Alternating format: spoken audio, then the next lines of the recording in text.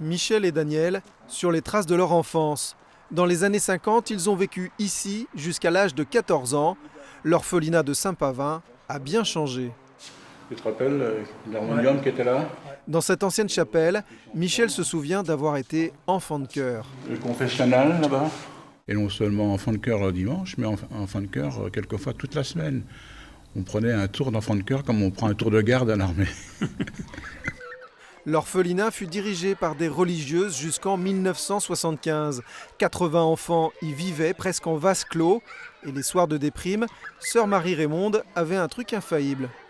Elle prenait une statuette et elle était fluorescente. Alors elle mettait le dortoir tout dans le noir.